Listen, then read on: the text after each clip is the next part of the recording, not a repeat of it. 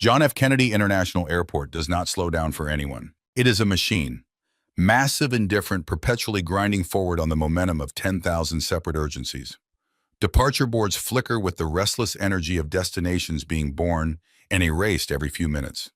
Announcements overlap in 3 languages, each one cutting across the other with the cheerful indifference of a system that was never designed for human comfort, only human movement. Rolling suitcases clatter across polished floors, worn smooth by millions of passing feet. Families argue over gate numbers in the particular sharp tone that emerges when exhaustion and anxiety share the same body. Business travelers move in straight, deliberate lines, earbuds sealed in eyes tracking the middle distance. The practiced efficiency of people who have done this so many times that the airport has become nothing more than a corridor between one obligation and the next. On a Tuesday afternoon in late October, with a gray Atlantic sky pressing flat and heavy against the terminal windows and the first real bite of winter threading itself through the recycled air, 15-year-old Jordan Ellis sat alone in the departure lounge at gate B-17 and drew pictures of strangers. He had a sketchbook, black cover well worn at the corners, the spiral binding slightly bent from being stuffed into his backpack more times than it was designed to withstand. His pencil moved slowly and deliberately across the page, with the patience of someone who understood at 15 that the best things could not be rushed, and that rushing them produced something technically correct, but emotionally empty. He was working on a woman across the lounge, mid-50s, reading glasses pushed up into silver hair that had been allowed to go silver without apology. Her left hand wrapped around a paper coffee cup she had clearly forgotten was empty, the small, unconscious gesture of someone seeking comfort from a vessel that had nothing left to give. There was something in the set of her jaw, the slight forward lean of her shoulders toward the departure board, that told Jordan she was waiting for news she wasn't entirely sure she wanted to receive. He captured it without judgment. That was the thing about drawing people honestly. You couldn't lie on the page. The pencil always found the truth underneath the performance, the real thing beneath the constructed surface. It was the quality his art teacher had called observational precision, and his father had called something more straightforward, the ability to see people as they actually were, instead of as they wanted to be seen. Jordan Ellis was 15 years old, 5'8", and built with the lean, unhurried physicality of a boy who had grown 3 inches in the past year and hadn't quite finished deciding what kind of man his body was going to become. His hoodie was gray and faded in the specific way that comes from years of actual use, the fabric soft from washing and rewashing, the color bleached by 100 cycles into something gentler than its original shade. It was not the distressed gray that fashion designers charge $400 to replicate. It was simply a hoodie that had been worn by someone who wore his clothes until they became part of him. His jeans were clean but worn at the right knee. His sneakers were comfortable and scuffed at the toe, in the way of shoes that had been walked in rather than displayed. His only luggage was a single black nylon backpack. Inside it, the sketchbook, a laptop, a pair of noise-canceling headphones, a phone charger, and a paperback biography of Frederick Douglass that his father had given him on his last birthday. Nathan had tucked a handwritten note inside the front cover. It read in his father's precise architectural handwriting, "Read this when the world stops making sense." Jordan had started the book twice. He had a feeling today might be the day he finally finished it. He was flying alone to Chicago to meet his father, Nathan Ellis, who had been out there for 4 days managing what Nathan described with the deliberate understatement he applied to most professional crises as a situation at the firm's Midwest office. The original arrangement had been for Jordan to spend the week at his aunt's apartment in Brooklyn while Nathan was away. But Nathan had called 2 days ago, his voice carrying the specific, tightly controlled tension of a man who had been in consecutive high-stakes meetings for 72 hours and missed his son more than the calendar had left him room to acknowledge, and told Jordan to pack a bag. Come to Chicago. They would have the weekend. Jordan had said yes before his father reached the end of the sentence. The ticket Nathan booked was a first-class seat on Trans-Aero Flight 112, departing JFK at 4:15 in the afternoon and arriving at Chicago O'Hare at 6:30. Seat 2A window. Nathan Ellis was the founder and chief executive officer of Fortis Data Shield, a cybersecurity infrastructure company that had grown over 11 years from a 3-person operation working out of a rented room in an Evanston office park into one of the most consequential digital security firms in the country. Fortis Data Shield did not make consumer software. It did not build apps or sell antivirus subscriptions to home users. It built the invisible architecture, the deep structural skeleton of encrypted systems that kept major financial institutions, federal government contractors, and global corporations safe from the kind of catastrophic data breaches that could collapse stock prices and end careers within the same afternoon. Nathan had built it from nothing. From considerably less than nothing, actually. From a two-bedroom apartment in Chicago's South Side, where winter came through the walls regardless of what the landlord said about insulation. From a partial scholarship to a state university, and 3 jobs worked simultaneously to cover what the scholarship didn't reach. From a ferocious, patient, completely unshakable conviction that the world would eventually have to acknowledge what he was capable of if he simply refused absolutely and permanently to stop. Fortis Data Shield spent approximately $4 million a year on corporate travel. Transaero was the preferred carrier. Nathan held a platinum account with the airline, and the kind of relationship with Transaero's executive leadership that develops naturally when one company spends $4 million a year without complaint, and the other company's most sensitive passenger data lives inside the first company's encrypted servers. None of that was visible on his son. Jordan closed the sketchbook when the boarding announcement came for Transaero Flight 112 first class and priority passengers. He capped his pencil, tucked the sketchbook into the front pocket of his backpack, and stood up. He joined the priority lane at gate B17, pulling up his boarding pass on his phone as he walked. The priority lane felt different from the rest of the terminal. Quieter in a way that had nothing to do with decibels and everything to do with the specific atmospheric pressure of entitlement. The passengers ahead of Jordan were older almost uniformly and dressed in the particular uniform of American corporate achievement. Tailored blazers in dark wool, overcoats in camel and charcoal, carry-ons in matte black or cognac leather, the kind of luggage that communicates net worth without saying a word. The quiet, settled confidence of people who had been told reliably and repeatedly over the course of their entire adult lives that they deserved the good seats, and who had long since stopped needing that confirmation because it had become invisible to them like oxygen. Jordan took his place at the back of the line. The man directly ahead of him did not acknowledge his presence. The woman 2 positions ahead glanced back, registered Jordan, and turned forward again, with an expression that was not quite a frown, but lived in that general neighborhood. Jordan noticed. He noticed everything. He simply chose, as he almost always did, not to react to things that hadn't yet become problems. Garrett Sykes was this gate agent working podium 2. He was a man in his mid-40s with thinning brown hair combed carefully to one side, and the specific brand of institutional authority that derives not from genuine power, but from proximity to it. The airline blazer with the logo embroidered on the breast pocket, the lanyard with the laminated access badge, the scanner and the keyboard, and the ability to say yes or no to people who very much needed to board a plane. Garrett had worked gates at JFK for 11 years. He believed with the quiet confidence of long practice that he was good at reading a boarding line, that he could tell within approximately 3 seconds of looking at a person whether they were where they were supposed to be. When the business traveler 2 spots ahead of Jordan reached the podium, Garrett greeted him by his last name and asked whether he wanted his usual aisle upgrade noted in the system.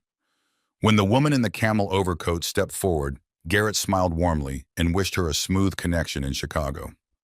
When Jordan stepped up to the podium and extended his phone with the boarding pass displayed on the screen, Garrett Sykes looked up from his keyboard, looked at Jordan, and said nothing for a full 3 seconds. Then, without greeting Jordan, without making eye contact, without any acknowledgement that Jordan had presented himself at the podium in the correct lane with his boarding pass ready, Garrett turned to the man standing directly behind Jordan in the line, a heavy-set man in his late 50s with a rolling carry-on and a folded copy of the Wall Street Journal tucked under his arm. "Sir," Garrett said pleasantly, "do you need any assistance today? We can move you through quickly if you have a connection." The man blinked with the mild surprise of someone who had not expected to be addressed. "Oh no, I'm fine, thank you."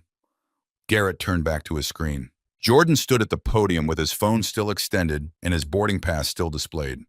He did not lower his arm. He did not make a sound. He waited with the particular stillness of someone who has decided that patience is not submission and that silence is not agreement. After a moment, Garrett reached across and pressed the scanner against Jordan's phone without making eye contact. The machine produced its confirmation tone. The screen illuminated green. Seat 2A, Transaero Flight 112, First Class. Jordan Ellis. Garrett stared at the screen. He looked at Jordan. He looked at the screen again with the specific expression of a man who had expected the system to validate his assumption and was processing with visible displeasure the fact that it had not. "This seat is in the first-class cabin," Garrett said. "Yes, sir," Jordan said. "Are you traveling with an adult today?" "No, I'm traveling alone. My father booked the ticket." Garrett's fingers moved over his keyboard with the slightly too deliberate motion of someone searching for a discrepancy that the data was stubbornly declining to provide. The ticket was valid, fully paid, registered to an active Platinum corporate account with a 4-year history of on-time payments. There was nothing to find, and both of them on some level understood that. With the particular stiffness of a man performing a decision he could not justify but was not prepared to reverse, Garrett printed a paper boarding stub and pushed it across the counter without a word. Jordan picked it up. He said thank you. Garrett did not respond. Jordan walked down the jet bridge.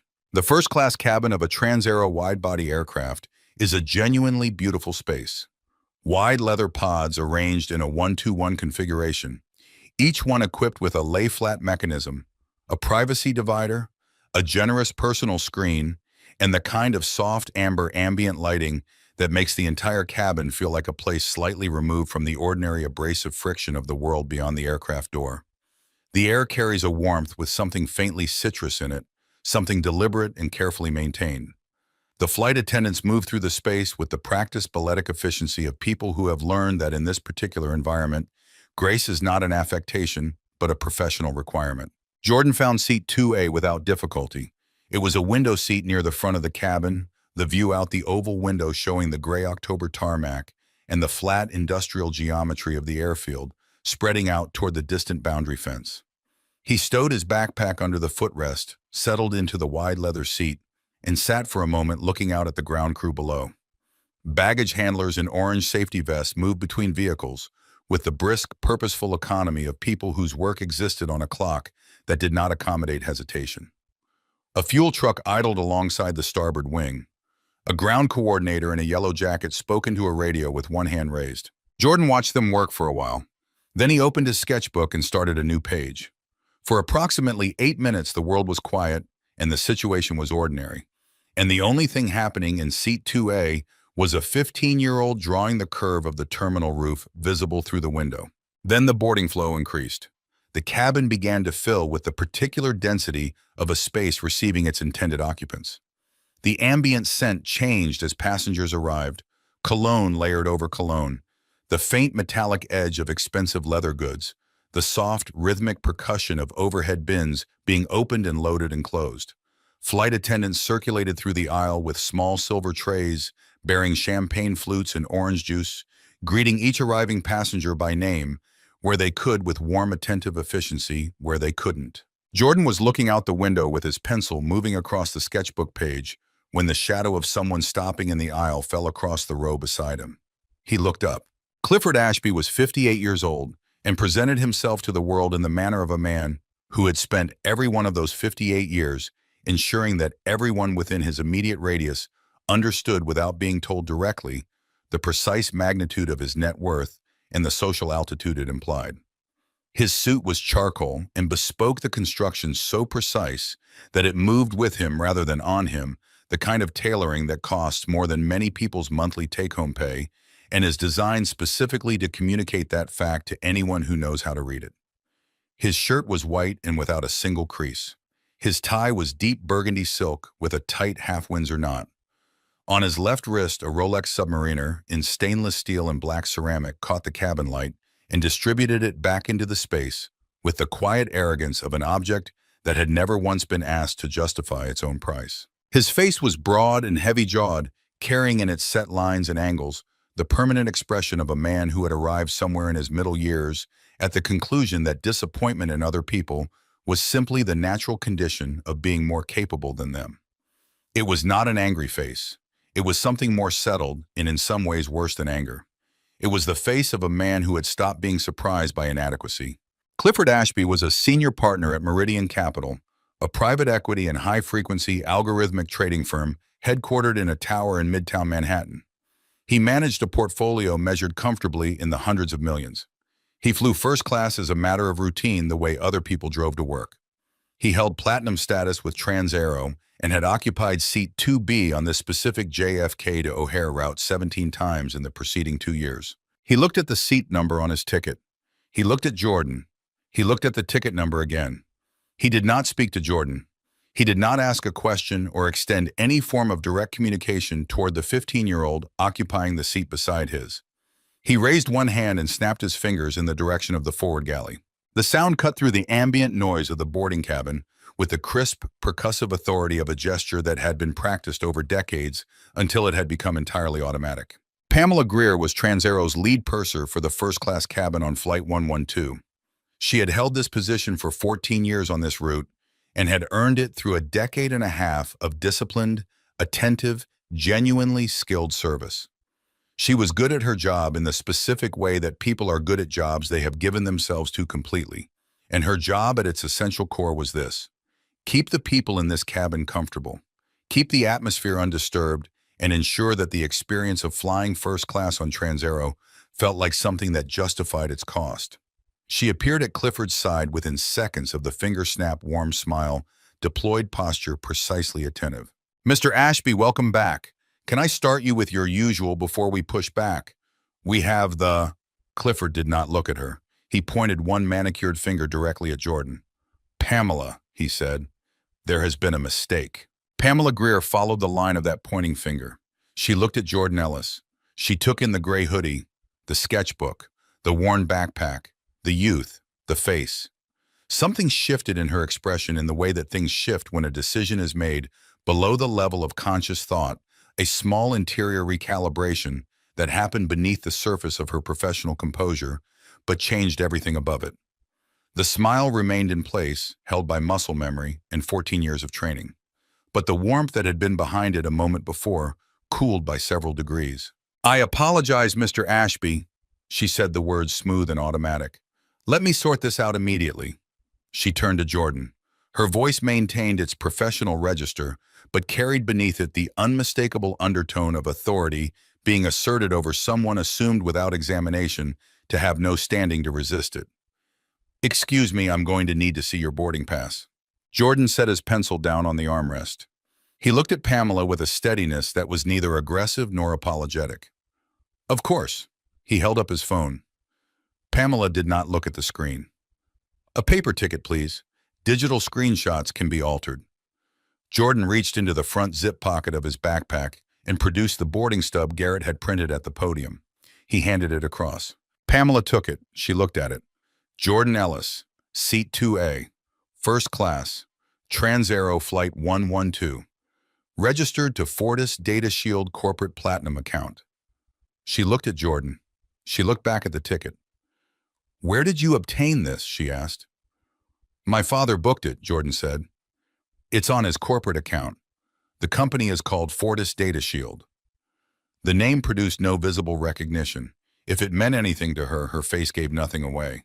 Clifford made a sound in his throat, the sound of a man who has already determined the conclusion and finds the ongoing process of arriving at it tedious. He looked at Jordan with the open, unhurried assessment of someone examining an object that had been placed in the wrong display case. "His father," he said, the two words loaded with the specific weight of disbelief deployed as a weapon. "Look at him, Pamela. He wandered in from general boarding. This is not a security issue. It is an embarrassment to the airline." Jordan's hand closed around the armrest. His face did not change. "I have a valid ticket," he said. His voice was quiet and level and entirely controlled. "My name is on it."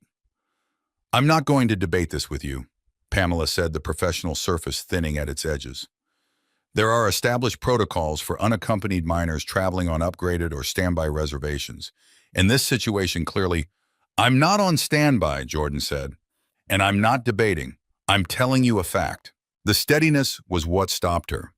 She had prepared herself in the few seconds between Clifford's gesture in this moment for tears or defiance, or the frightened compliance of a child who understood he was outmatched by adults with institutional authority behind them. She had not been prepared for this. A 15-year-old who held her gaze with the settled, unafraid directness of someone who knew precisely what he was entitled to and had made a decision somewhere before this conversation began, that he was not going to be argued out of it. Clifford leaned slightly toward Pamela. He lowered his voice, but not by enough. The passengers in the surrounding rows heard him clearly. I am not sitting beside someone of his demographic for the duration of an interstate flight. I have no idea how he cleared the gate agent, but I will not tolerate this degree of operational negligence from this airline. If this situation is not resolved in the next 60 seconds, I am calling Douglas Whitfield's office directly. The words landed in the cabin air and stayed there. Several passengers in the nearby rows had stopped what they were doing. Tablets lowered, novels held still. A champagne glass paused halfway to a mouth. The entire immediate section of the first-class cabin had gone quiet, with the specific collective quality of people who are watching something they recognize as wrong and have decided each of them individually that it is not their problem.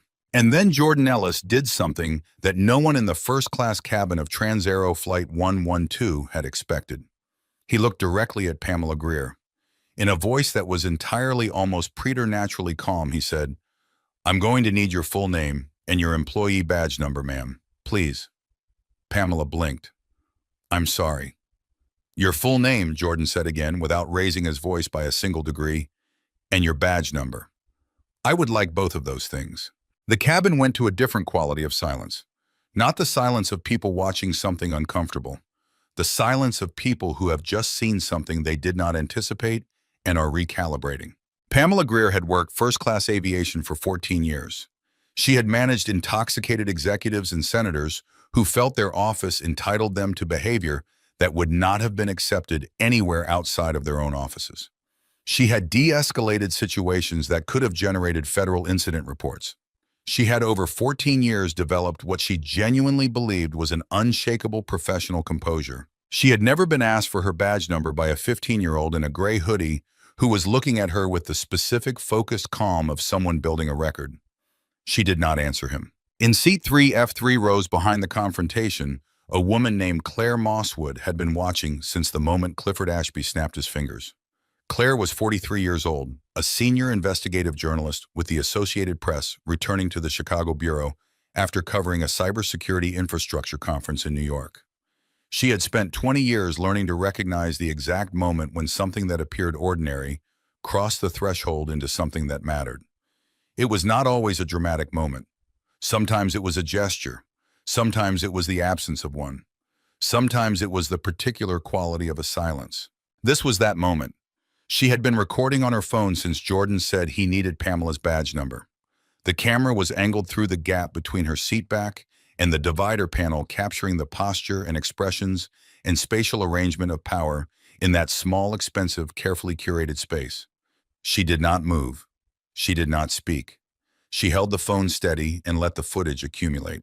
Beverly Drummond arrived at the aircraft 8 minutes after Pamela's call to the operations desk. Beverly was Transaero's operations manager for Terminal 4, and her entire professional identity had been constructed over 16 years around the concept of protocol. She moved through the airport with the specific authority of someone who had learned that institutional power was most effective when it arrived without warmth, without hesitation, and without any signal that negotiation was available. She was accompanied by 2 security officers in neon yellow vests, both broad-shouldered, both wearing the practiced neutral expression of men who had been dispatched to resolve a situation and had been given no details beyond that instruction. Beverly walked down the aisle of the first-class cabin to row 2 and looked at Jordan with the flat administrative gaze of someone processing a logistical obstruction. "Young man," she said, "collect your belongings and exit the aircraft." "Ma'am," Jordan said, "my ticket is valid. It was scanned at the gate. The system confirmed the seat. You are creating a disturbance on federal property. If you do not gather your belongings and step off this aircraft voluntarily, these officers will assist your removal and you will be held for questioning." The word "held" arrived in the pressurized cabin air with the specific gravity that certain words carry when they are directed at a young black man in America, and everyone in the room understands on some level what they actually mean. Jordan felt it land. He was 15 years old and alone and surrounded by adults who had collectively decided the outcome of this situation before a single word of it had been spoken. He understood with a clarity that was simultaneously beyond his years and entirely consistent with his years of experience moving through the world in his body, that the correct response in this moment was not the one his anger was proposing. The correct response was the one that kept him physically safe, kept his dignity intact, and gave them nothing they could use against him later. He reached under the footrest. He picked up his backpack. His hands were steady. He stood. He looked at Beverly Drummond and said without heat, without volume, with the precise weight of a statement rather than an appeal, "This is wrong, and you know it." Beverly did not respond. Jordan stepped into the aisle. The two security officers positioned themselves on either side of him with the practiced efficiency of men performing a routine they had performed before. The first-class cabin watched in the silence of people who had made their individual calculations and arrived each of them at the conclusion that this was not theirs to carry. And then at the precise point in the aisle where row 2 ended and row 3 began, Jordan stopped walking. He turned his head. He looked at Clifford Ashby directly with the full, unmediated attention of someone who had decided that this moment would be recorded in his own memory with complete accuracy and that the man across the armrest would know it. Clifford Ashby was seated now, his champagne glass resting on the armrest, his posture carrying the settled ease of a man who had gotten what he came to get. He met Jordan's gaze for approximately 1 second. Then he looked away, down at the glass, toward the window. At a fixed point somewhere in the middle distance that was not Jordan's face. Jordan watched him look away. Then Jordan turned and walked off the plane. The jet bridge was long and upward sloping and filled with the mechanical hum of climate systems working against the October cold outside. Jordan walked up its length with the security officers behind him, and with each step the full accumulated weight of what had just happened settled further into his body. Not the anger, although the anger was present and he knew exactly what it was and had been taught how to carry it without letting it carry him. What settled now was something heavier and quieter and older than anger. The specific gravity of being told without a single direct word by an entire room of adults who should have known better, and on some level did know better, that the space you had every legal and ethical and human right to occupy was not yours. He had been in spaces like this before. Not with this many witnesses, not with this specific configuration of institutional force arranged against him. But the geometry of it was familiar. The looks that moved over you like you were an equation already solved before the problem had been fully read. The way certain people's assumptions organized themselves into a verdict before the evidence had been presented. He had always gotten through it the way his father had taught him. Head up, voice steady, give them nothing they can use, document everything. The security officers left him at the departure lounge at gate B-17 without explanation and walked back toward the jet bridge without looking at him. The lounge was mostly empty, the boarding process long concluded. Through the floor-to-ceiling windows, the aircraft was still visible, connected to the terminal by the extended jet bridge, the ground crew moving around the fuselage in the fading gray afternoon light. Jordan sat down in one of the hard plastic chairs that line airport terminal walls. The chairs designed specifically to communicate through their discomfort that this space was built for passing through rather than remaining in. He took one slow breath. He reached into his backpack and pulled out the sketchbook. He turned to a fresh page. He picked up his pencil and began to draw the shape of Clifford Ashby's face from the image held precisely in his memory. The jaw, the heavy brow, the lines around the mouth, the expression that had been in his eyes in the single second before he had looked away. Jordan drew it carefully and honestly, without exaggeration and without cruelty. He was not trying to make Clifford Ashby look like a monster. Monsters were easy, and they were also dishonest. What Jordan was trying to capture was something harder and more specific. The face of a man who had made choices that had revealed him completely and did not yet understand what that revelation was going to cost. He was halfway through the drawing of Clifford's jaw when his phone buzzed on the seat beside him. Unknown number. Chicago area code. He answered. Jordan. A woman's voice. Measured and professional, but carrying underneath it a controlled urgency, something close to anger on his behalf, carefully managed. My name is Claire Mosswood. I'm a journalist with the Associated Press. I was sitting in seat 3F on flight 112. Jordan looked up from the sketchbook. 40 feet away across the departure lounge, a woman in a dark blazer stood with her phone pressed to her ear, looking directly at him. I filmed all of it, Claire said. From the moment you asked for her badge number to the moment they walked you out. I have 6 minutes and 14 seconds of clear footage. Jordan said nothing. He waited. I will not publish a single frame of it without your permission, Claire continued. That is not a negotiation and it is not a condition. It is a promise. A brief pause. But I need you to hear something clearly, and I need you to hear it right now.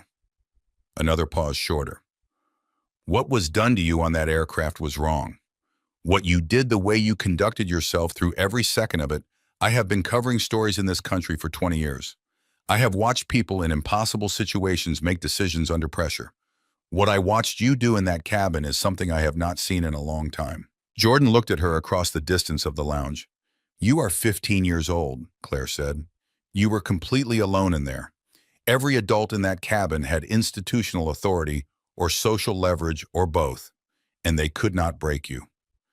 Jordan Ellis sat in the hard plastic terminal chair with the sketchbook open in his lap and the pencil in his hand, and looked at the woman standing 40 feet away in the fading October light of a terminal that did not slow down for anyone. He thought about his father. He thought about the ticket registered to a platinum account that moved $4 million a year through this airline. He thought about Clifford Ashby's eyes in the precise moment before they cut away from his. He thought about the note inside the front cover of the Frederick Douglass biography in his backpack. Read this when the world stops making sense. He thought about the fact that his father had told him more than once in more than one context that the most important thing a person could do in a situation designed to diminish them was refuse absolutely and without performance to be diminished. Then Jordan Ellis nodded his head, slowly, once, with the full weight of a considered decision behind it. And Claire Mosswood lowered her phone, and across 40 feet of polished terminal floor, in the gray October quiet of Gate B-17 at John F. Kennedy International Airport. The two of them arrived at a complete mutual understanding without another word being necessary. Behind them, through the thick terminal glass, the aircraft sat motionless at the end of the jet bridge. It would not stay motionless for long. Nathan Ellis did not run. Men who had built what he had built did not need to run. They had learned through years of boardrooms and contract negotiations and moments where the margin between success and failure was measured in seconds, and the only thing that mattered was how you carried yourself under the pressure of those seconds, that speed was not the same thing as urgency, that the most powerful projection a man could make in a genuine crisis was not panic, not visible distress, not the signaling of emotion that the situation warranted. It was the absolute, unshakable, fully inhabited certainty that the outcome was already determined, and that the only remaining variable was how long it would take everyone else in the situation to understand that. Nathan walked, long strides, deliberate, spaced with the unhurried confidence of a man who had learned that a crowd parts more reliably for certainty than for speed. He was wearing a dark charcoal suit, no tie, the jacket cut close in the way of clothes made specifically for the body wearing them. His shirt was open at the collar in the way of a man who had long since stopped performing formality for audiences that hadn't earned it. He carried his phone and nothing else. His face was controlled in the specific way that faces are controlled, when the emotion underneath them is genuine and significant and is being converted in real time from something that could damage into something that could be used. He had landed at JFK Terminal 4:45 minutes ago. The reason Nathan Ellis was at JFK at all, rather than at O'Hare waiting for his son to arrive, required a brief explanation. His commercial return flight from Chicago to New York had been canceled 2 days earlier due to a significant weather system moving through the Great Lakes region. The cancellation had presented Nathan with a logistical fork. He could rebook on a later commercial flight and return to New York as originally scheduled. Or he could use his firm's standing charter arrangement to fly back and use the flexibility of that option to do something he had been thinking about since the moment Jordan said yes on the phone. He could be at JFK when Jordan arrived at the gate. He could walk onto the plane with his son. It had seemed 2 days ago like a small and uncomplicated thing. A father surprising his son. The kind of gesture that required no explanation. So Nathan had taken the charter from Chicago to JFK, landed 45 minutes ago, and was walking through Terminal 4 toward Gate B-17 with the specific anticipatory lightness of a man who had been in back-to-back professional crises for 4 days and was 20 minutes away from seeing his son.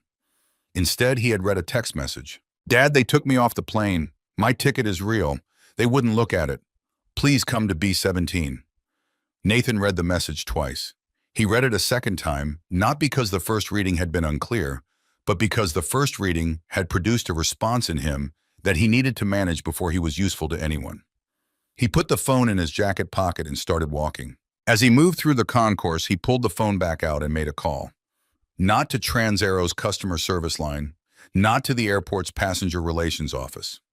He called Douglas Whitfield directly.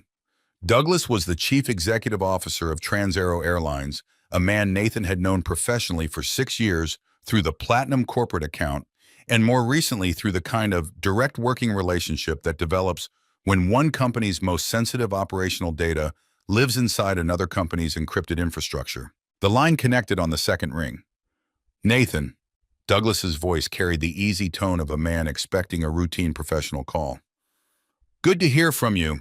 If this is about the Q4 infrastructure review timeline, I was going to reach out this week about Douglas, Nathan said, and the single word delivered with the specific temperature of someone who had fully processed something devastating and was now operating on the far side of that processing, stopped Douglas Whitfield mid-sentence. I need you to listen to me carefully, and I need you to not speak until I finish. Of course, Douglas said. His voice had already changed. I am walking through Terminal 4 at JFK right now. Approximately 30 minutes ago, your lead purser and your operations manager removed my 15-year-old son from his first-class seat on Transaero Flight 112. They accused him of ticket fraud. They threatened him with detention. They used your airport security personnel to physically escort a minor off a fully boarded aircraft because a passenger in the adjacent seat objected to his presence. Nathan's voice did not rise. It did not acquire heat. It remained level and precise and quiet in the way that things are quiet when they have become maximally serious. My son is 15 years old. He was alone. His ticket was valid. It was registered to my Platinum corporate account, and your staff removed him from a seat he had every right to occupy because he is a young black boy wearing a hoodie and a man in a bespoke suit decided that was sufficient grounds for removal. The silence on the line lasted several seconds. My God, Douglas said. Nathan, are you absolutely certain? My son texted me from the departure lounge. I am looking at the gate from 30 meters away. I am entirely certain. A brief pause. I should also tell you that there is an investigative journalist from the Associated Press who was seated 3 rows behind the incident. She filmed the entire thing. She has already contacted my son directly. She is currently with him in the departure lounge. There was a longer silence. Douglas Whitfield had spent 30 years in commercial aviation and had developed through that experience a very precise internal calibration for the magnitude of operational disasters. What Nathan had just described was not a service complaint. It was not a passenger relations issue.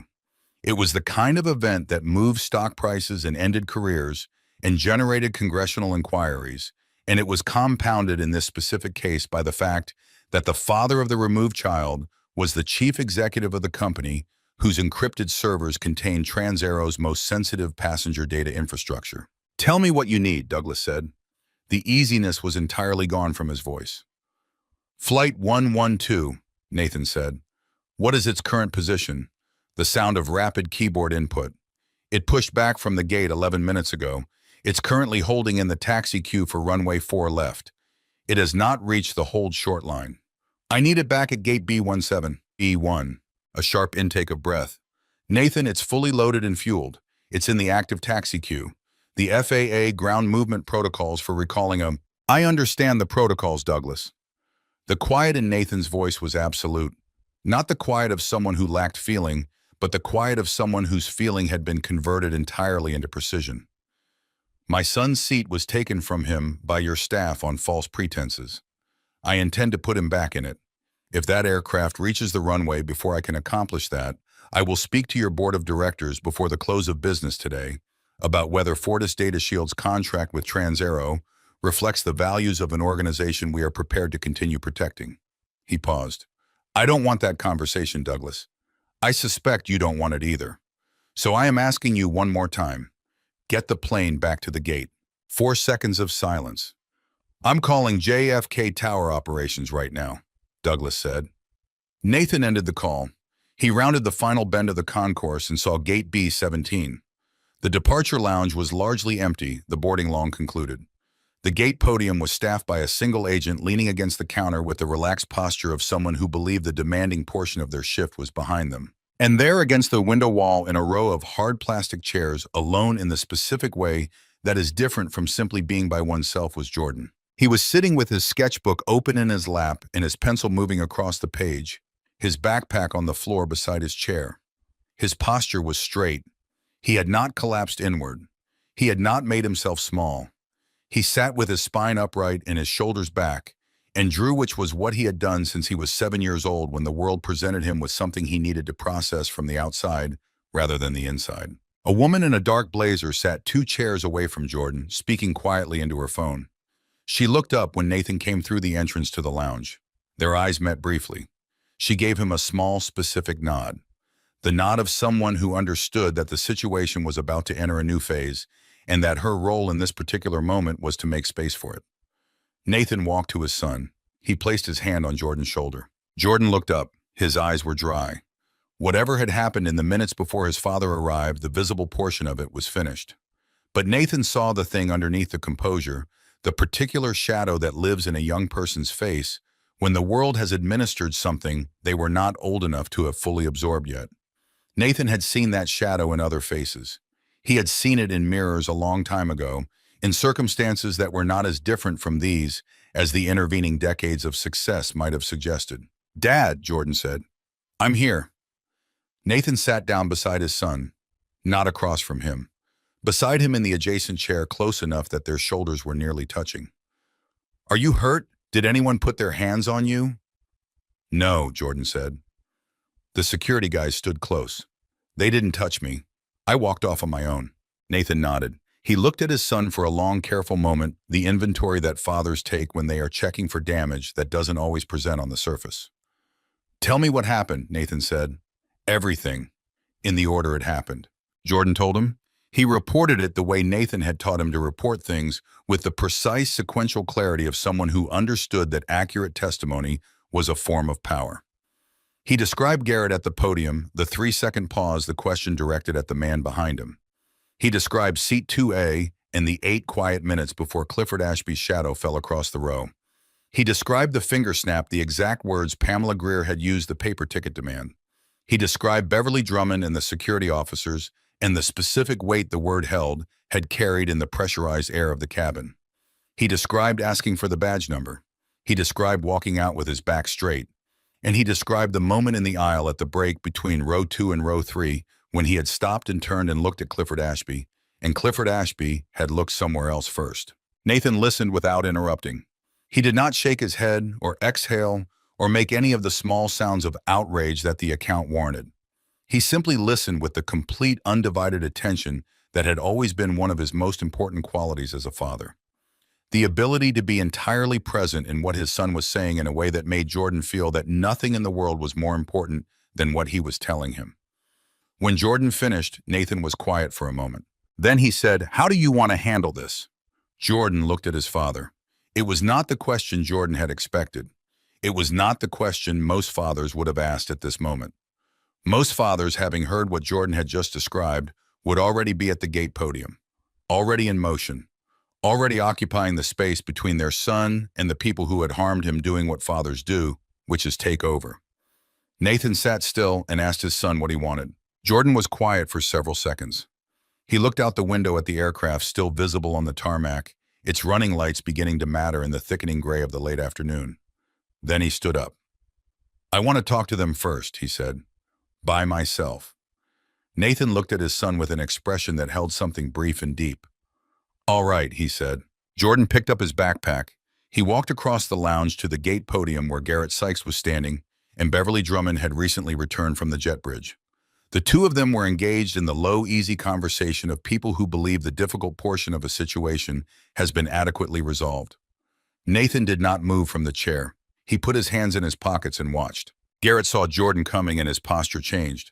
Beverly turned and crossed her arms with the preparatory movement of someone expecting a resumption of an argument she had already won. Jordan stopped in front of Beverly. He looked at her directly. "Ma'am," he said, "I am formally requesting a written statement explaining the specific grounds on which I was removed from Transaero Flight 112. I would like the statement to include the full names of all personnel involved in the removal decision, and I would like it signed. Beverly blinked. That is not a document that we provide. I understand you may choose not to provide it, Jordan said without pause and without heat. I want to establish clearly in front of this gentleman, a brief glance at Garrett, that you are declining my formal request for written documentation of the reasons for my removal from a flight on which I held a valid ticket. Beverly's mouth opened, then closed. Garrett looked at the floor. Beverly said, this matter has been handled appropriately. If you have further concerns, TransAero's customer relations line. Thank you, Jordan said. That's all I needed. He turned and walked back to his father. Nathan Ellis had spent 11 years building a company from the first principles up, and in the course of that work, he had conducted hundreds of interviews, assessed thousands of people under various conditions of pressure and clarity, and developed what he believed was a reliable internal instrument for measuring the quality of someone's mind and action. He had just watched his 15-year-old son alone without coaching or preparation walk to a gate podium and build a documented record of a declined formal request in front of a witness using nothing but precise language and absolute composure. He had never done anything of that quality at 15. He was not certain he had done it at 25. He said nothing when Jordan returned. He placed his hand briefly on the back of Jordan's neck, the gesture that had meant since Jordan was 7 years old, the compressed version of everything that didn't fit in words. Then Nathan turned toward the window. On the tarmac in the middle distance, the running lights of Flight 112 were motionless in the taxi queue. He pulled out his phone. He called Douglas Whitfield back. Douglas answered before the first ring completed. Nathan, Tower Operations has received the hold order. The aircraft is being instructed to hold position. Ground crew is already moving toward the aircraft. Time to gate. 12 to 15 minutes. They're moving. Good. A pause. Douglas, I need the full names and employee numbers of every TransAero staff member involved in this incident before that aircraft docks. The gate agent, the lead purser, the operations manager. You'll have them. Nathan, I want you to know that what happened to your son today is not what I need to know, Nathan said quietly, is what TransAero does in the next hour. That will tell me everything I need to know about what this airline is. He ended the call. On the tarmac below, the running lights of Flight 112 were still. Inside the first-class cabin of that motionless aircraft, Clifford Ashby had checked his Rolex 4 times in the last 6 minutes. The captain had come over the PA system 3 minutes ago with an announcement about an unspecified operational hold. The cabin around Clifford was thick with the low-grade collective irritation of expensive people being made to wait for reasons that had not been explained to them. Clifford exhaled through his nose. He had a dinner meeting in Chicago tomorrow evening at a restaurant that required reservations made 3 weeks in advance. He did not understand why it was apparently impossible for a major commercial airline to maintain a departure schedule. He reached into the breast pocket of his suit jacket and pulled out his phone. Force of habit, the reflex of a man whose professional survival depended on staying connected to the data streams that moved his portfolio. He opened his firm email. He scrolled through the afternoon's messages with the automatic efficiency of someone who has done this 10,000 times. He stopped. An email from Meridian Capital's IT security department, sent at 2:47 p.m. while he had been in the priority boarding lane at Gate B-17. The subject line read, Fortis Data Shield Integration Team, Monday arrival, confirmation, and credential access protocols. The first line of the email read, as a reminder, the Fortis Data Shield on-site integration team will arrive at the Meridian Capital main office at 9 a.m. Monday for the commencement of Phase 2 of the SEC compliance encryption overhaul. Please ensure that all senior personnel with system access have completed the credential verification forms by end of business Friday. Clifford stared at the screen. He read the email again. He looked up from the phone, out the window of the aircraft, at the terminal building, at the jet bridge that was, as he watched, beginning to move. Fortis Data Shield. The name the boy had given. The name Clifford had heard and dismissed as the invented fiction of a cornered teenager trying to construct a plausible father. Fortis Data Shield. The cybersecurity firm that his own company's IT department was currently treating as the most important external vendor relationship Meridian Capital had. The firm that was arriving Monday morning to handle the encryption overhaul that the SEC had mandated under penalty of trading license suspension. The color left Clifford Ashby's face in a way that had nothing to do with the recycled air of the cabin. He looked at his phone. He looked at the moving jet bridge. He understood with the specific, comprehensive clarity that comes to people who have made a catastrophic error of judgment. At the precise moment the consequences of that error become visible, exactly what was about to happen. He was still holding the phone when the jet bridge locked into the aircraft door with a heavy metallic clang that resonated through the fuselage. Back at gate B-17, the mechanism of the jet bridge engaging produced a sound that carried clearly through the terminal windows into the departure lounge. Jordan was on his feet before his father said anything. They both turned toward the gate as Beverly Drummond, who had received the call from Douglas Whitfield's office 7 minutes ago and had spent those 7 minutes trying to locate a version of the past hour that reflected better on her judgment, stepped stiffly to the gate door. Claire Mosswood approached Nathan from his left. She introduced herself with the brisk efficiency of a professional who respects other people's time. Mr. Ellis, Claire Mosswood, AP Wire. 6 minutes and 14 seconds of unedited footage. Interior first-class cabin. I have not transmitted it anywhere. Nothing goes out without Jordan's consent and your agreement. Nathan looked at her steadily. What did you see? Everything.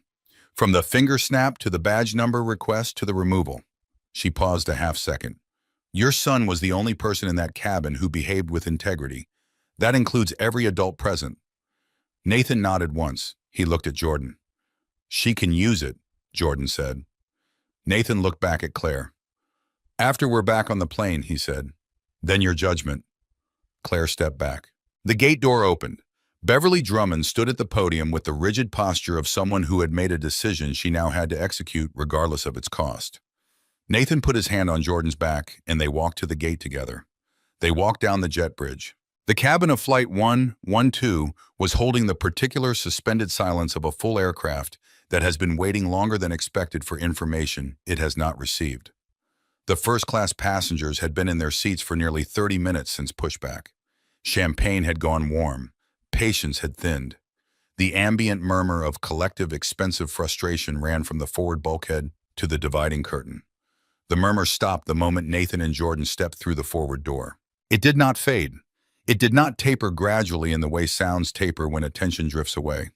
It stopped instantly and completely the way sound stops when the nature of a room changes in a single moment. Pamela Greer was standing near the galley. She saw Beverly first. Then she saw Nathan. Then she saw Jordan, the boy in the gray hoodie, walking with his backpack on one shoulder and his sketchbook under his arm beside the tall man in the dark suit. She looked at the two of them together, the father and the son, the suit and the hoodie, and she understood with the complete, unambiguous clarity of someone who has just seen the exact shape of their own catastrophic error, what she had done, and precisely what it was going to cost her. Nathan did not look at her. He walked with Jordan down the aisle to row 2 and stopped. Clifford Ashby was in 2B. He had the laptop open on his tray table, the Fortis Data Shield email still on the screen, though he was not looking at it anymore. He was looking at Nathan with the Wall Street instinct of a man whose financial survival had always depended on his ability to read a room in under 3 seconds. He took in the suit, the watch, the posture, the absolute absence of any agitation in Nathan's face or body.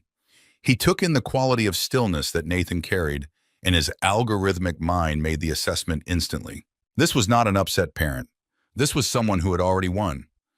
Then Clifford looked at Jordan, the boy he had pointed at, the boy he had called a demographic, the boy he had watched walk out of this cabin 40 minutes ago with security officers flanking him.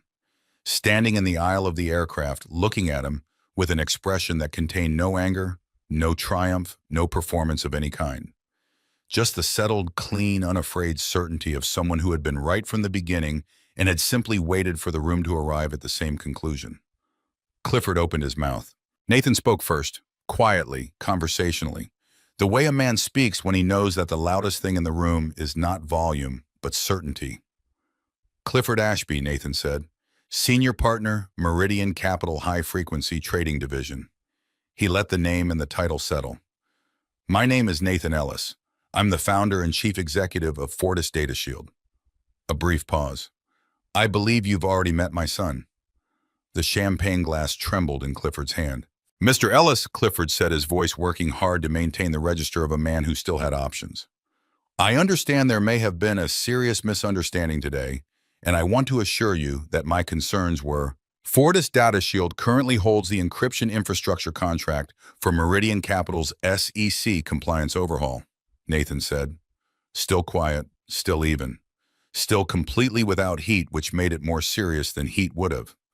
The integration team is scheduled to arrive at your Manhattan office Monday morning.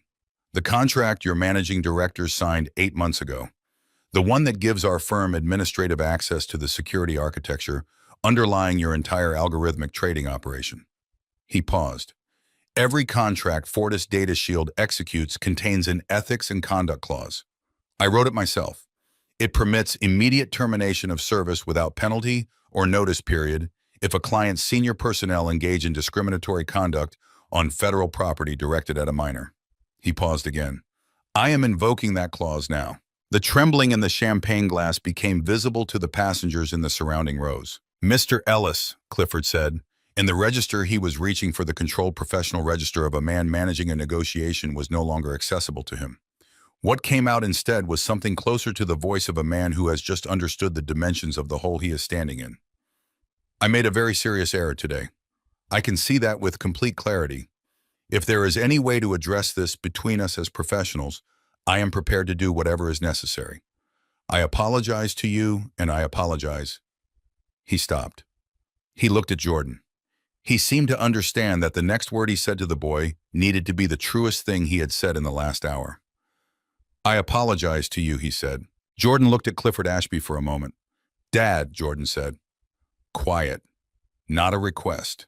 A declaration of intent. Nathan looked at his son. Jordan looked at Clifford. Not with anger. Not with the satisfaction of someone watching an enemy diminished. He looked at him with something more honest than either of those things. With the clear-eyed directness of someone who had decided that the truest thing he could offer this man was the truth itself. You looked at me, Jordan said, and you saw something that didn't belong here. I looked at you, and I saw someone who was afraid. He paused. I don't know what you're afraid of, but I know it has nothing to do with me.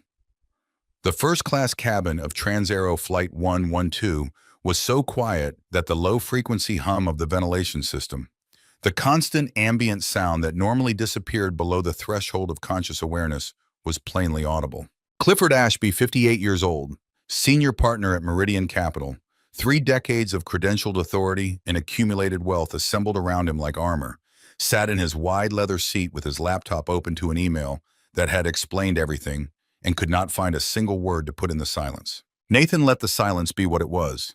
Then he turned to Beverly Drummond, who had been standing several feet behind them with the rigid stillness of a woman who had already accepted the shape of what was coming and was now simply waiting for it to arrive. Beverly, Nathan said, Mr. Ashby is no longer traveling with Transaero today. Please have him removed from the aircraft. Beverly straightened. She looked at Clifford with the expression of someone who had until 40 minutes ago been acting in deference to this man's preferences and who was now realigning that deference toward a different, more consequential authority. Mr. Ashby, Beverly said, you need to collect your belongings and exit the aircraft now. If you decline, I will contact Port Authority Police. Clifford Ashby did not argue. The man who had snapped his fingers at a flight attendant, who had pointed across an armrest at a child and used the word demographic like a judicial verdict, who had told that child with the breezy, unexamined confidence of someone who had never been wrong about his own power. That spaces like this were not built for people like him, that man was simply gone. What remained in seat 2B was something gray and quiet and very small. He reached up and opened the overhead bin. He took down his leather carry-on. He did not look at Jordan. He did not look at Nathan. He did not look at the passengers who had watched his entire performance from the finger snap to this moment and were now watching his exit with the expression of people revising in real time their understanding of how power actually works.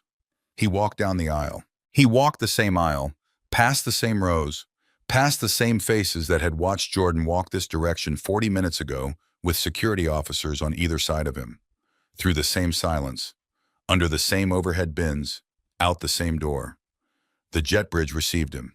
The terminal beyond it, and the professional life he had known for 3 decades were already preparing to complete what Nathan Ellis had set in motion. Jordan watched him go. Then he turned and stepped into row 2. He put his backpack under the footrest. He sat down in seat 2A. He looked out the window at the October tarmac, the runway lights beginning to assert themselves against the darkening afternoon, and he exhaled one long, slow breath that contained in its entirety everything the last 2 hours had cost him. Nathan sat down in seat 2B. He said nothing for a moment. He sat beside his son and let the quiet be what it was. The particular quiet of two people who have been through something together and have arrived at last at the far side of it. The captain's voice came over the PA system with the professional calm of someone who understood that the situation had been resolved and had been given just enough information to confirm that, without enough information to fully understand what had actually happened. Ladies and gentlemen, I apologize for the extended delay. The operational matter that required our return to the gate has been fully resolved. We are cleared for immediate departure. Our flight time to Chicago O'Hare will be approximately 2 hours and 15 minutes. Thank you for your patience this evening. A new flight attendant appeared at row 2, young and clearly briefed, moving with the attentive efficiency of someone who understood exactly who they were serving. Mr. Ellis, she said, addressing father and son with equal formality and evident care. Can I get you anything before we push back? Jordan looked at his father. Nathan looked at his son. Just water, Nathan said. Thank you. The jet bridge retracted. The aircraft began to move.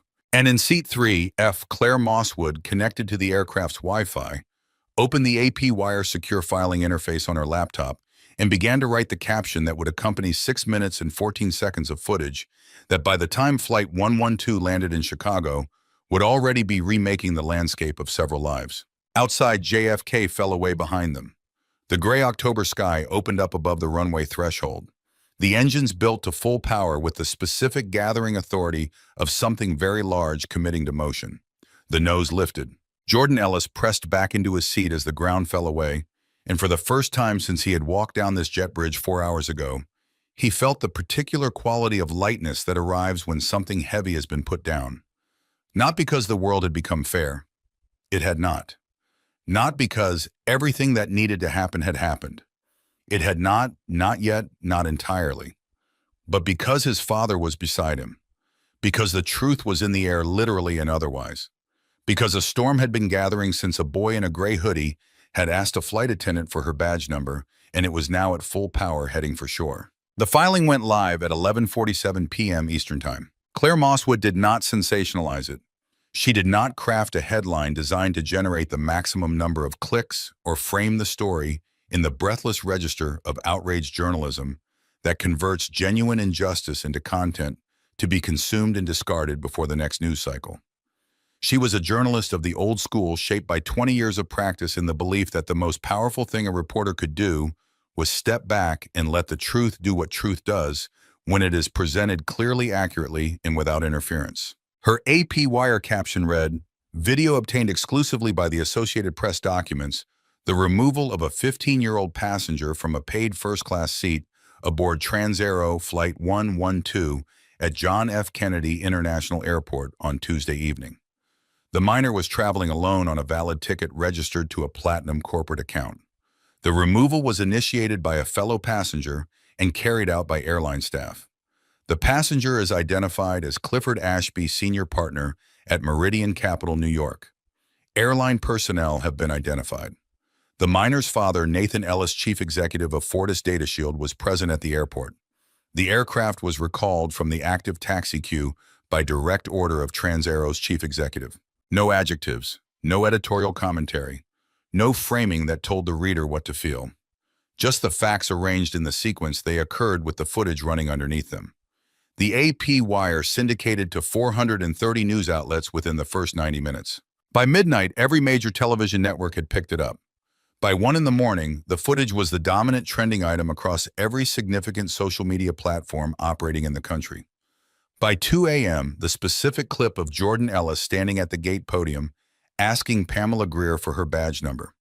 His voice level, his posture straight, his face carrying the focused composure of a 15-year-old who had decided in real time that documentation was the most powerful response available to him, had been viewed 11 million times. When the sun rose over the East Coast on Wednesday morning, the number was 23 million. The country had encountered things like this before. The algorithm knew this particular shape of story. Videos of cruelty in privileged spaces.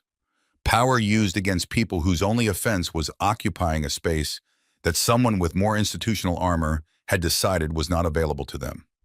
The country had seen these things and responded with the familiar burning arc of social media outrage, a few days of intense discourse, and then the gradual subsidence as the next thing arrived to claim the algorithm's attention. But this one did not follow that arc. And the reason it did not follow that arc was not the injustice, which was, as Claire's clinical reporting made clear, neither unusual nor surprising in the context of how these spaces had always functioned. The reason was Jordan himself, the badge number request, the straight back walking out of the cabin, the moment in the aisle when he stopped and turned and looked at Clifford Ashby until Clifford Ashby looked away first. The country watched that footage and recognized something it needed and did not have a category for. A 15-year-old boy who had been handed a situation specifically designed to break him and had responded with more precision, more grace, and more moral clarity than most adults could access on their best days. People shared it because they were angry. They kept watching it because they were moved. There is a difference between those two things, and the difference is what determines whether something lasts. 26 million views by Wednesday afternoon. In a corner office on the 50th floor of a midtown Manhattan tower, a man named Reginald Ford sat alone in the early gray light of Wednesday morning and watched the video 4 times. Reginald Ford was 71 years old. He had founded Meridian Capital 33 years ago with 2 partners, a second-hand desk in a shared office space in Lower Manhattan, and the specific kind of hunger that belongs to men from working-class families in Pittsburgh who were told throughout their childhood that certain rooms were not designed for people with their last name. He had decided at an age when most people are still accepting the terms offered to them that he would spend his life demonstrating the inadequacy of that assessment. He had built Meridian into what it was through 3 decades of disciplined work and the uncompromising application of a single principle, which he articulated in every firm-wide address and embedded in every performance review, and returned to whenever the firm faced a decision that might tempt it toward expedience over integrity. The principle was this: character is the only professional asset that cannot be manufactured, borrowed against, or recovered once it is gone. A reputation can be rebuilt. Revenue can be recovered. Character, once genuinely forfeited, is simply absent. He had watched the video 4 times. Then he had called an emergency board meeting for 7 a.m. The Meridian Capital boardroom was a room that communicated the firm's history through the deliberate weight of its furnishings, the long oak table, the photographs along the mahogany walls, 30 years of partnerships and milestones, and the formal portraits of people who had built something real. The floor-to-ceiling windows with their view of Midtown Manhattan that on clear mornings felt like a statement about what elevation looked like when it had been genuinely earned. This Wednesday morning, none of it felt like that. The room felt like what it was, a space where an accounting was about to be rendered. The video was paused on the main projection screen at the front of the room.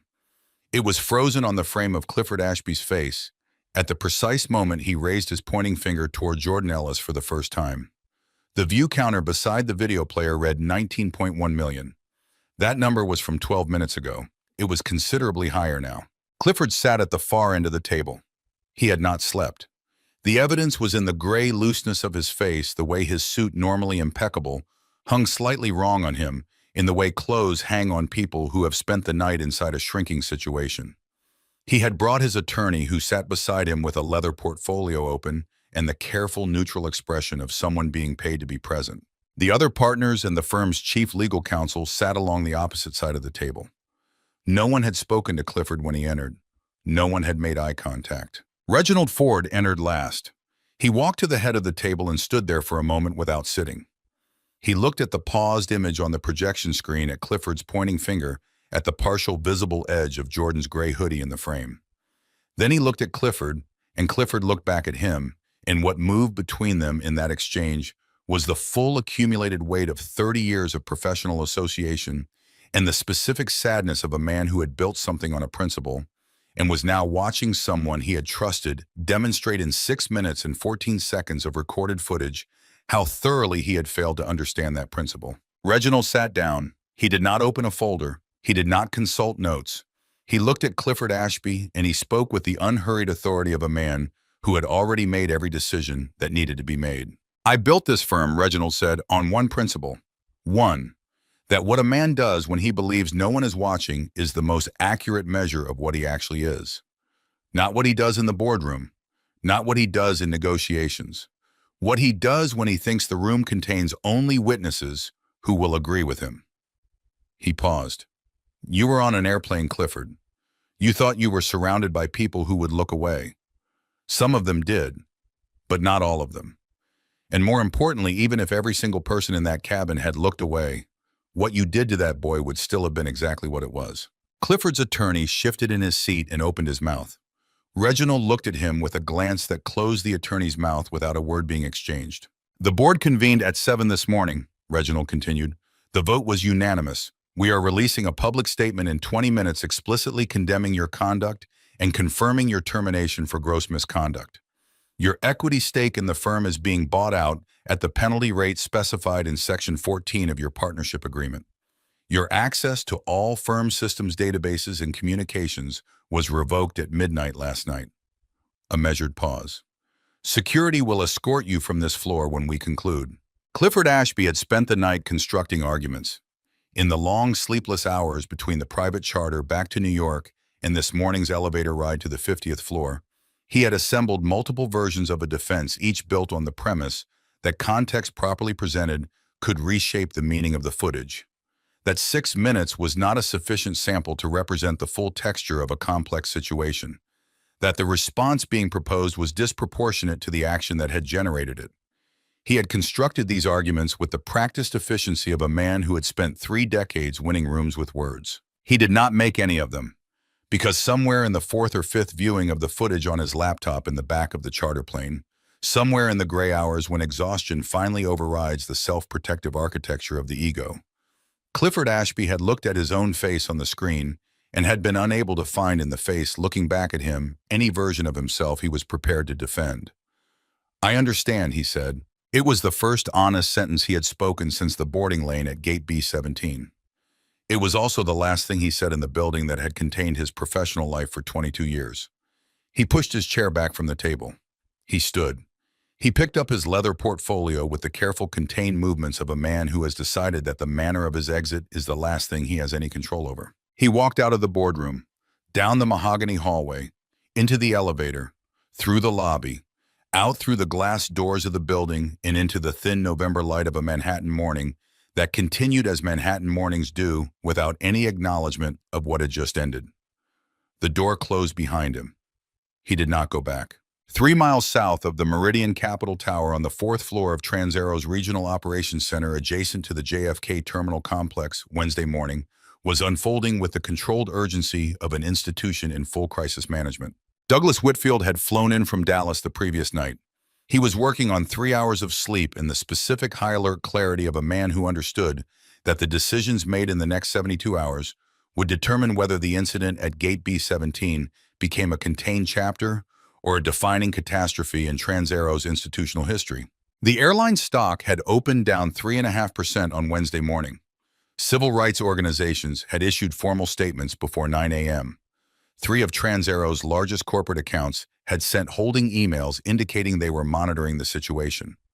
The social media team had stopped trying to manage the comment sections and was focused exclusively on not making anything worse. The disciplinary process moved with speed unusual for a large institution, driven partly by the unambiguous clarity of the video evidence and partly by the collective understanding shared by everyone in the building that every hour of delay was an hour of public narrative being written entirely without the company's participation.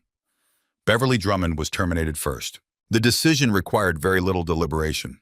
Beverly had ordered the deployment of airport security personnel against a minor on grounds that the documentation available to her at that moment entirely contradicted.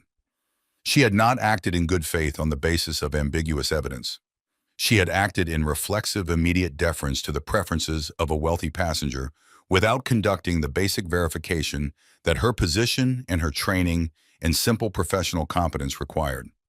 She was escorted from the building before 9 a.m. without severance. She did not contest the decision. She had watched the video. She knew what the video showed because she had been in it. Garrett Sykes was suspended for 90 days without pay. His reinstatement, if it occurred at all, would be contingent on completion of a comprehensive retraining program covering passenger civil rights anti-discrimination protocols under federal aviation regulations and the specific legal duties of gate personnel with respect to valid ticketing documentation. Garrett had briefly wept in the HR office. It was not a performance. It was the genuine distress of a man who had known in the exact moment he turned to the passenger behind Jordan and asked whether he needed assistance, that he was making a choice he did not have the courage to refuse. He had made the wrong choice. He had made it knowingly. And now he was living in the precise and inescapable aftermath of what knowing choices cost. The 90-day suspension was not at its core primarily punitive. Douglas Whitfield understood this and said it explicitly to the HR director. The point of the suspension was to give a man who had made a failure of courage enough time and enough structured reflection to decide whether he was willing to become a different kind of person when he returned. That was not something the airline could control or mandate. It was entirely Garrett Sykes' decision. The 90 days was simply the space in which that decision could be made. The hardest conversation of the morning was Pamela Greer. Pamela had been with TransAero for 14 years. She was by every objective professional metric exceptional at her work. Her personnel file contained commendations from passengers whose names appeared regularly in business publications. She had no formal complaints in 14 years of service. She had been assigned to the airline's most prestigious routes because she had demonstrably earned the assignment through sustained excellence. She sat in the regional director's office on Wednesday morning in the composed manner of someone who had prepared carefully for a difficult conversation. She had reviewed her decisions from the previous afternoon and had arrived at a framework in which each individual action could be described in the language of protocol, professional judgment, and operational responsibility. She was ready to present that framework. The regional director was a woman named Sandra Okafor. Sandra had joined TransAero 14 years ago through a junior management training program and had reached the regional director's chair through 2 decades of precisely the kind of steady, unglamorous, genuinely competent institutional work that organizations depend on and rarely celebrate properly. She listened to Pamela's account without expression and without interruption. Then Sandra turned her laptop around so that the screen faced Pamela. She pressed play. Pamela watched herself on the screen. She watched her own hand reach across and take the paper ticket from Jordan without looking at the boarding pass his phone had already displayed and the system had already confirmed. She watched her own face in the moment she turned from Clifford Ashby toward Jordan, and she saw for the first time from the outside the precise instant of recalibration that had happened below the level of her conscious decision-making. She had believed that recalibration was invisible. The camera disagreed. She watched herself say, "Where did you obtain this?" in the voice she had believed was professionally neutral, and she heard through the objective instrument of the recording that it was something other than neutral. She watched the moment Jordan asked for her badge number. She watched her own face in that moment. The blink, the fractional stillness, the brief visible shock that preceded the reassembly of the professional mask. And she saw clearly, and without the protection of the framework she had constructed, what that shock was actually revealing. Not surprise at the audacity of the request. Something underneath the surprise. A recognition, however briefly visible and however quickly buried, that the boy asking the question had identified something real. Sandra stopped the video. The office was very quiet. "There is no protocol," Sandra said, "that required you to demand a paper ticket from a passenger whose digital boarding pass had already been scanned by the gate agent and confirmed as valid by the airline's own system." She paused. "There is no protocol that describes what you did as anything other than a decision made on the basis of something other than ticketing data. You did not see a passenger with a confirmed seat assignment in a cabin you were responsible for. You saw what Mr. Ashby wanted you to see, and you decided that his version of the occupant of that seat was more credible than your airline's own booking records." Pamela looked at the paused video on the screen, at her own face. The framework she had prepared did not emerge. She understood, looking at herself in the frozen frame, that it would not hold. Not primarily because Sandra would dismantle it, though Sandra would, but because Pamela herself, looking at her own face in the moment she turned from Clifford Ashby's pointing finger to Jordan Ellis's gray hoodie, could no longer construct an account of her own motivations that she was prepared to defend. "You are terminated effective today," Sandra said. "The airline will issue a full public statement this afternoon." Pamela picked up her bag. She stood. She walked out of the regional director's office through the operations center into the corridor of Terminal 4. She walked the route she had walked thousands of times in 14 years. Past the crew scheduling board. Past the operations monitors. Past the staff break room with its bulletin board of shift schedules and safety reminders. She walked past Gate B-17. The gate was fully operational. The departure board showed a mid-morning service to Denver. A full boarding line was moving through the priority lane with the ordinary, unremarkable efficiency of a process working as it was designed to work. A gate agent scanned a phone. The machine produced its confirmation tone. A boarding stub was printed. A thank you was exchanged. A person walked down the jet bridge to a seat they had every right to occupy. The whole small, ordinary, decent ritual of it. Pamela stood at the edge of the departure lounge and watched it for a moment. Then she walked out of Terminal 4 for the last time. In a hotel room 2 miles from O'Hare International Airport in Chicago, Nathan Ellis had been awake since 5:30.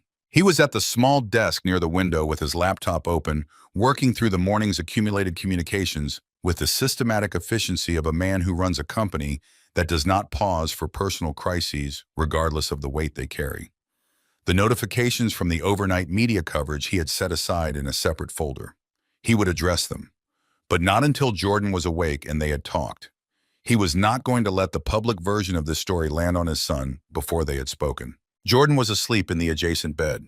He had fallen asleep somewhere over Indiana, over the dark, flat immensity of the country center, in the space between the receding adrenaline of the afternoon and the quiet warmth of motion towards something familiar.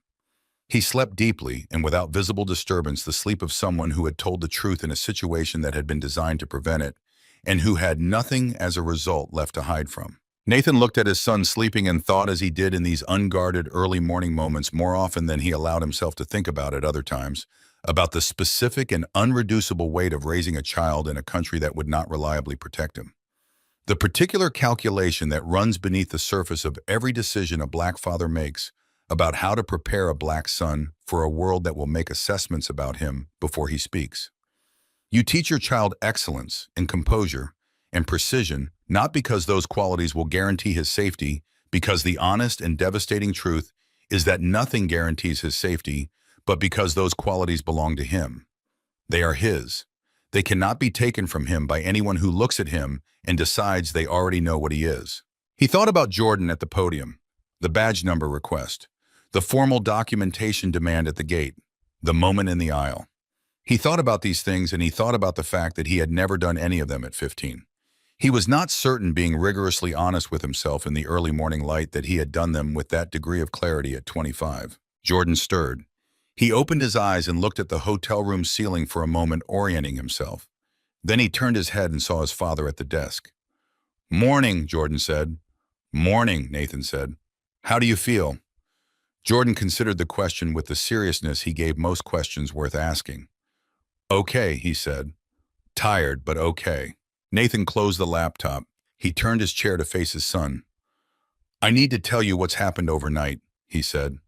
"Claire's story went out on the wire at midnight. As of an hour ago, 23 million people have watched the video. Clifford Ashby was terminated from Meridian Capital this morning. Beverly Drummond and Pamela Greer have been dismissed from TransAero. Garrett Sykes has been suspended." He paused. "Your name is in every major paper in the country." Jordan sat up slowly, pulling his knees toward his chest, and looked out the window at Chicago in late October.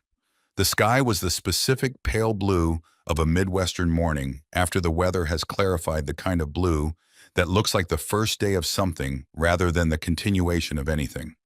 The city pressed out to the horizon below it, indifferent and enormous.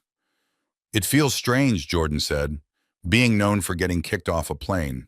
"You're not known for getting kicked off," Nathan said. "You're known for what you did after they kicked you off. Those are very different things." Jordan looked at his father. "The badge number thing," he said. "That wasn't calculation. I wasn't thinking about strategy or evidence. I just needed her name because I knew I was going to need to tell someone exactly what happened, and I needed to be accurate." Nathan was quiet for a moment. A small, private smile moved across his face, the smile of a man recognizing something he had helped build without knowing how fully it had taken. That, Nathan said, is exactly what good strategy looks like when it's working correctly, when it's not performance, when it's simply the way a person thinks. Jordan reached down beside the bed and picked up the sketchbook. He opened it to the drawing he had started in the departure lounge at Gate B-17 the afternoon before. Clifford Ashby's face rendered honestly from memory. The jaw, the brow, the expression in the moment before the eyes cut away. He looked at it. "What happens to him now?" Jordan asked. "His firm terminated him this morning," Nathan said. "The press release is already public.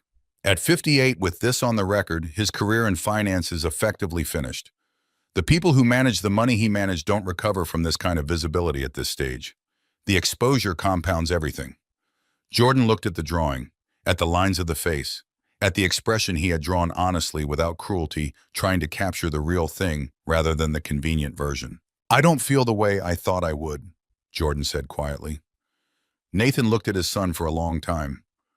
"Tell me," Nathan said. "I thought I'd feel satisfied," Jordan said. "I thought watching all of that happen would feel like something, but it just feels correct. Like an equation that balanced, not good, just correct." Nathan nodded slowly.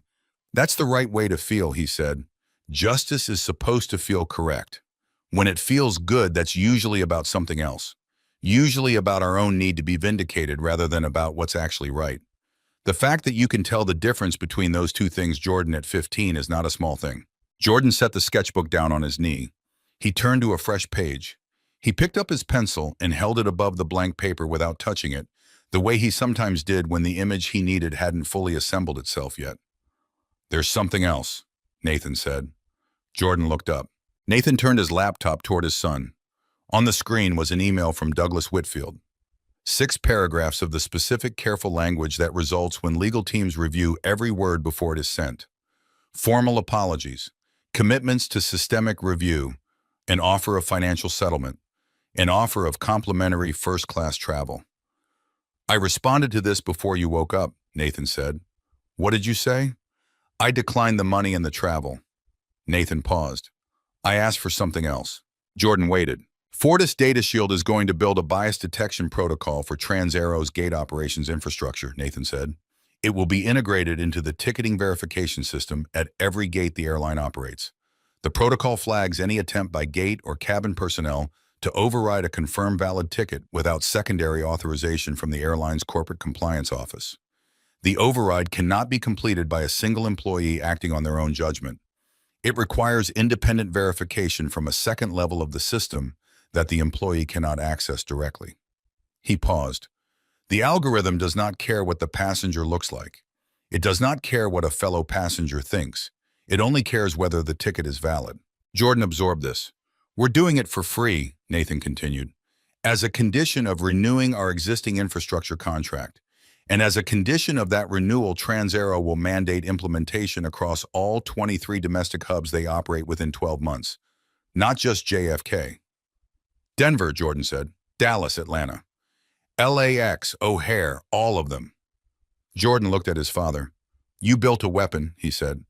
"I built a shield," Nathan said. "There is a meaningful difference."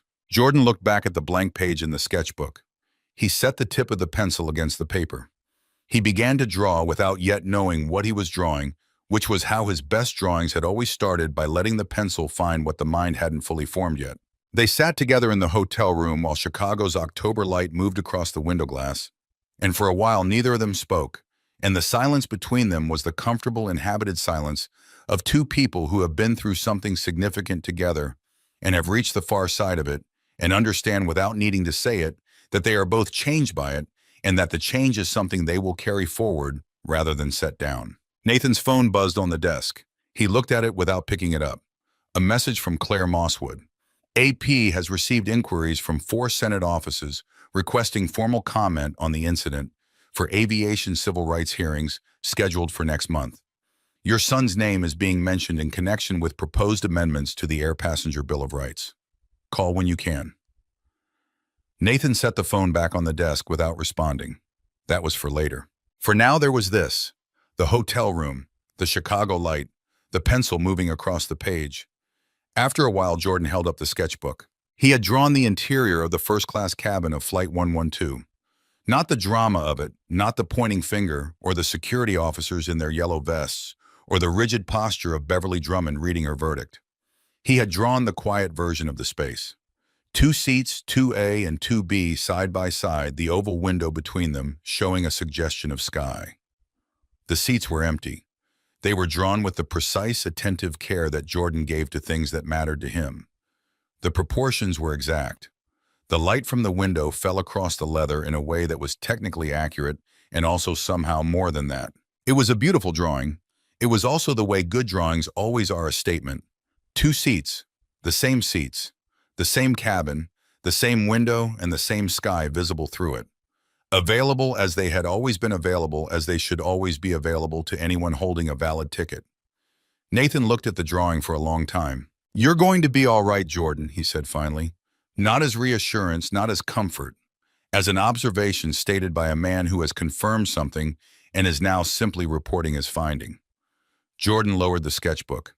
He looked out the window at his father's city, the city where Nathan Ellis had worked 3 jobs and written code in a freezing apartment and refused across years of refusal to accept the terms the world had initially offered him. "I know," Jordan said. He looked at the drawing in his lap for a moment. Then he looked up. "Dad," he said, "I want to build something when I'm older. I don't know exactly what it is yet. Maybe law, maybe something closer to what you do, but something that helps people who don't have what we have, who end up in that situation at gate B17 and don't have a father who can call the CEO." He paused. "Something that means the system protects them whether or not their father happens to know the right phone number." Nathan looked at his son for a long time, the full, unhurried attention that had always been one of the most important things he gave his son. Outside the window, Chicago spread itself out under the pale October sky, indifferent and vast, and full of the 10,000 separate urgencies that cities run, on the same way airports run on them. The same way the whole grinding machine of the world runs on them, full of people who were in the right seat or the wrong seat, or someone else's idea of the wrong seat, moving through their days with the ordinary, unremarked courage of people who have learned that the world is imperfect and have decided to keep moving through it anyway, and to build things where they can that make it incrementally less so. Nathan looked at his son. His son looked back at him.